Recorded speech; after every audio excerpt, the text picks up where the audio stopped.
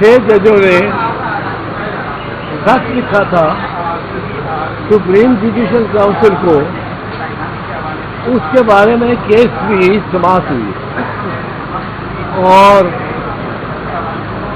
इसके दौरान पहले मैं अर्ज कर दूं क्योंकि फिर ये समझा जाएगा कि ये कोई ये उन्हें क्यों ये तस्लीम नहीं किया। हमारी जानिब से, बहुत से दोस्तों की जानिब से फुल कोर्ट की इस्तदा थी और किसी दफा चीफ जस्टिस साहब ने ये इंडिया भी दिया था। अब आ चुका है प्रैक्टिस एंड प्रोसीजर एक्ट, उसके तहत एक अपील की गुंजाइश है टू ए लार्जर बेंच। अब मैंने कम अज कम अपना और अहमद हुसैन साहब, जो ख्वाजा अहमद हुसैन साहब जो मेरे वकील हैं, हमारी जानिब से ये सोच थी कि ये 6 जजेस का बेंच है, बड़े मोतबर जजेस भी बैठे रहे इसमें भी, और हमारी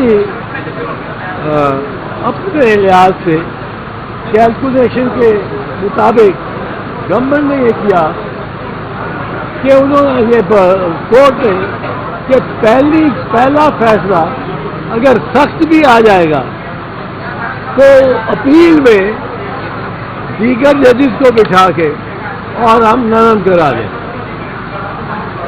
हमें ताखीर भी नहीं चाहिए और इस बेंच पे सुप्रीम कोर्ट के बेहतरीन जजेस बैठे। चीफ जस्टिस साहब का एक अपना नजरिया होता है और वो ये नहीं कि मैं वो कहता वो गलत होता है जरूरी, पर चीफ जस्टिस साहब का एक अपना नजरिया होता है। लेकिन बाकी जज साहिबान जो हैं वो बड़े स्ट्रांगली, बड़ी शिद्दत और कुव्वत के साथ अदालतों को इंटेलिजेंस एजेंसी से मुबर्रा रखना चाहते हैं कि इंटेलिजेंस एजेंसी जजेस के अमूर में और काम में और जिंदगी में मदाखलत न कर सकते। अब ये तो एडमिटेड फैक्ट है, इसमें तो कोई अब शक रह ही नहीं गया। जब 6 जज सुप्रीम कोर्ट के और उसके बाद मुतफ़िका फैसला इस्लामाबाद हाई कोर्ट जो उन्होंने फुल कोर्ट में दी थी, जिसमें चीफ जस्टिस भी शामिल हो गए, बाकी 6 जमा हसन गुल औरंगजेब साहब को जो एक तरफ थे वो 7 इस इंटरफियरेंस के खिलाफ थे। अब चीफ जस्टिस जो मुआवनत कर देते थे, हमारी निगाह में इंटेलिजेंस एजेंसीज के जो मकासद हैं उनके कहे अनकहे वो कर जाते थे और उन्होंने मुकदमात, बहुत मुकदमात को तासील भी की, लंबी लंबी तारीखें दी और एक जमात को कोई रिलीफ नहीं दी। अब वो भी शामिल हो गए। अब 8 के 8 जज उस हाई कोर्ट के वो कह रहे हैं कि ये मदाखलत होती है। अब अगर मदाखलत होती है, अगर 8 जज, एक पूरा हाई कोर्ट कह रहा है कि मदाखलत होती है और हमारे मातहत जजों पे भी हुई है, वाकयात देते हैं, वाकयात, तो जो तजावीज़ आज सुप्रीम कोर्ट ने मंगाई हैं उसके बारे में मैं उनके बारे में पहले ही अर्ज कर दूं कि हमारी तजवीज़ पहली होगी कि जो नाम लिए गए हैं 6 जजों के खत में और जो नाम दिए गए हैं जस्टिस शौकत सिद्दीकी साहब के खत, वो नाम तो आश्कार हो गए। उन अफसरों पे पहले ट्रायल करें, क्योंकि अगर उनके खिलाफ कार्रवाई नहीं होगी, तो आप जितना मर्जी आप बना लें चार्टर ऑफ डेमोक्रेसी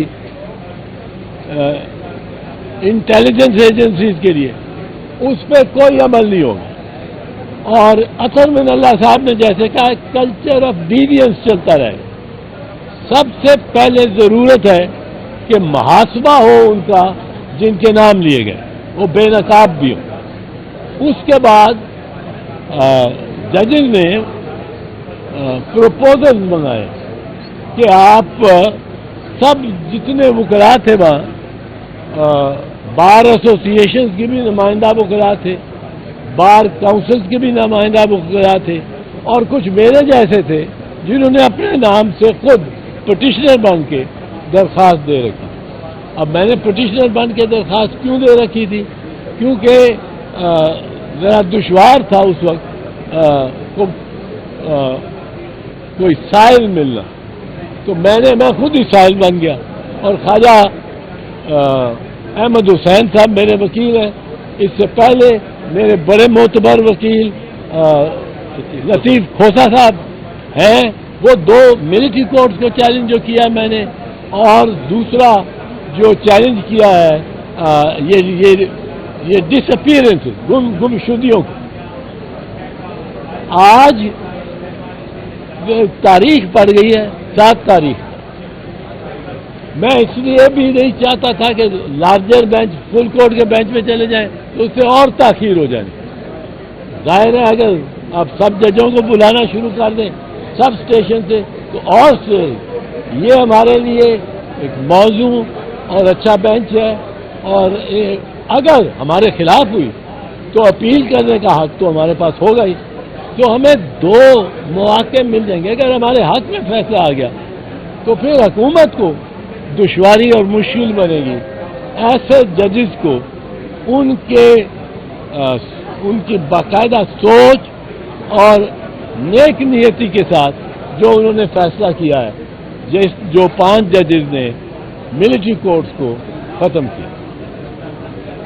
جی چاروں صبح ہائی کورٹ نے بھی نا جو اوپینین دیا ہے کہ ان کی مداخلت ہوتی ہے. جی پاکستان کی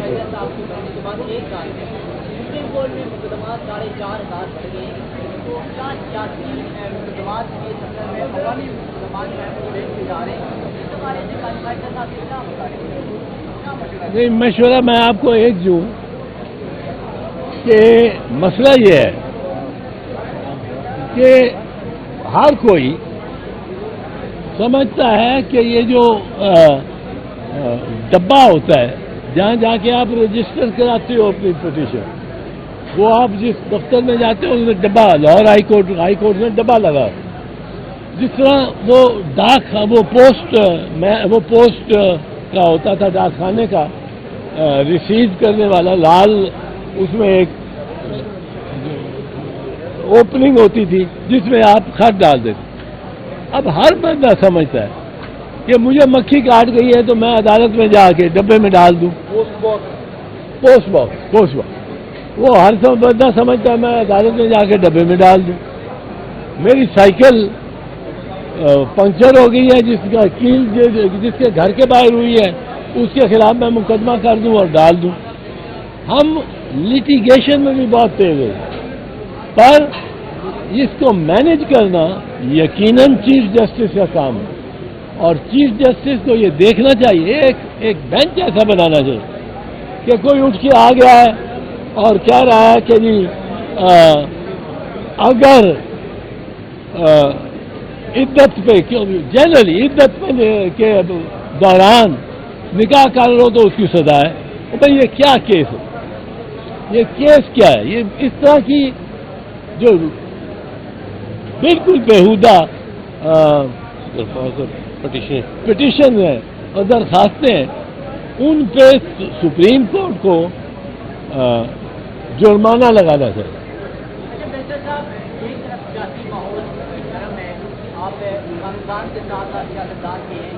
کیا حکومت اسٹیبلشمنٹ اور پی ٹی آئی کے درمیان سازشی کے لیے کردار ادا کریں گے, خاص طور سے سرکاری صاحب کو نگران صاحب کوئی پلاننگ ہے؟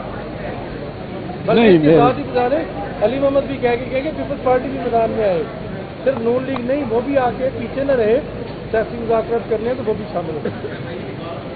دیکھیں میرے خیال میں جو سیاسی مذاکرات اگر ہونے جو شہباز شریف کرے گا خان کے ساتھ یا شہباز شریف کرے گا گوہر علی خان کے ساتھ. اب خان اندر پڑا اور جو وہ کرے گا آصف علی زرداری، بلاول بھٹو، آصف علی زرداری یا بلاول بھٹو ان کے ساتھ کسی کے، یا وہ کرے گا احسن اقبال شبلی فراز کے ساتھ، عمر ایوب کے ساتھ اور ان کے جتنے بھی لیڈر ہیں وہ کوئی منی نہیں رکھتی. مذاکرات اگر کہیں ہو سکتے ہیں تو man in jail with man on horseback, یا قیدی اور گھڑ سوار. قیدی نمبر 804. ایسی بات کی آپ نے، کیا قیدی اور گھڑ سوار کی مذاکرات ہونے چاہیے؟ نہیں کو قیدی، یہ تو قیدی پہ ڈیپینڈ کرتا ہے اور گھڑ سوار پہ ڈیپینڈ کرتا ہے. ہم تو اس میں کچھ نہیں کہہ سکتے. وہ مذاکرات فروٹفل ہوں گے؟ فروٹفل ہوں گے جب فروٹفل ہونے والا.